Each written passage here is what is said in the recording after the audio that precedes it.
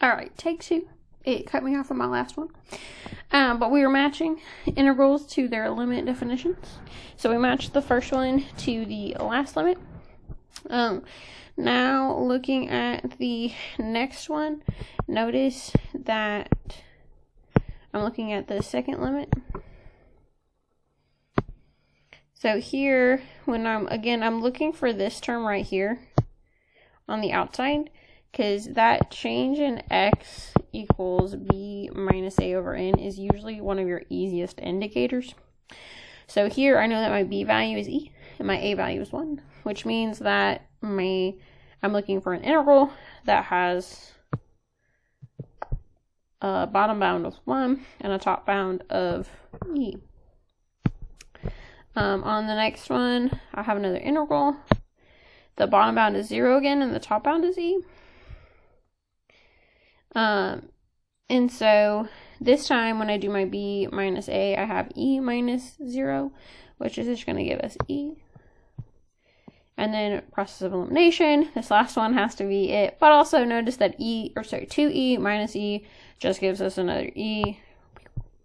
And then if we look at the stuff on the inside, again, from that previous page, just remember that it's f of a plus b minus a times I divided by n. So in all of these ones, you're going to see, like on the inside part, an addition, except for where you're starting at 0. So like on this one right here, notice that I have a plus 1 already on my natural log. That's why I have the plus 1 here, but I don't have anything next to that.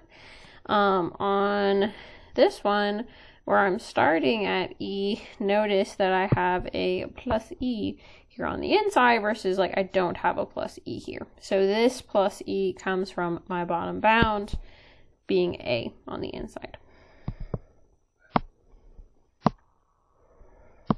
Alright, so again, setting up some definite intervals. The other way that we can see definite intervals is just from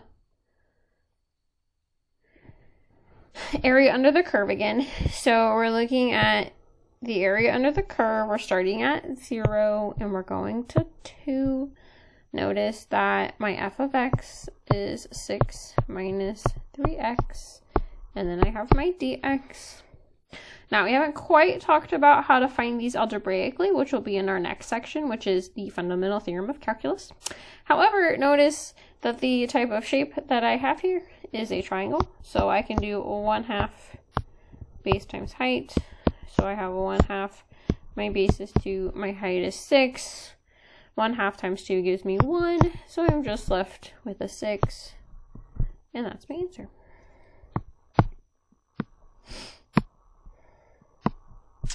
This next one, we do have to graph it a little bit. That's okay.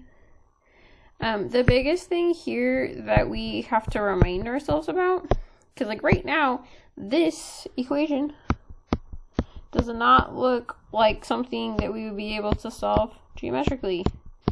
However, notice that if I square both sides, that gets rid of my square root, and I add my x squared, that is the equation of a circle. So that's one of those ones that you do really need to know, kind of off the top of my head. Anytime that we have a square root in there, and especially if the number on the inside of there is a perfect square, so like 64 is 8 squared.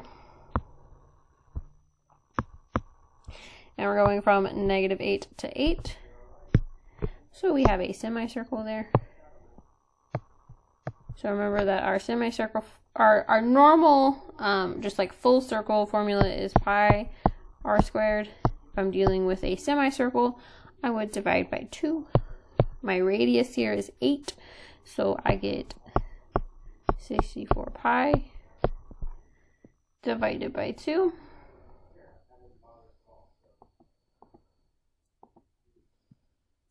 So that just gives us 32 pi.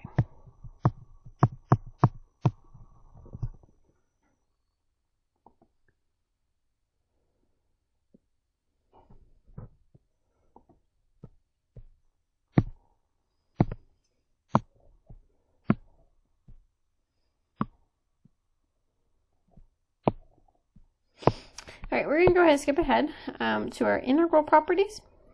These are similar to like our derivative properties that we've seen and our limit properties. They just basically allow us to like manipulate things as we need to. So the first one is, notice that if I'm going from A to A, so my bottom and my top bound are the same thing. Again, remember that an integral represents area. And so if I'm just going from the same bottom to top bound, that means I'm just looking at a point. The area of a point is just 0. Also, notice like on this one, I'm going from A to B, which means that A is smaller, but that B is on the bottom. So if I want to flip my bounds, I can just flip them, but I need to pull out a negative. Next thing here is that if I have some C value that is in between A and B, I am allowed to break apart or combine.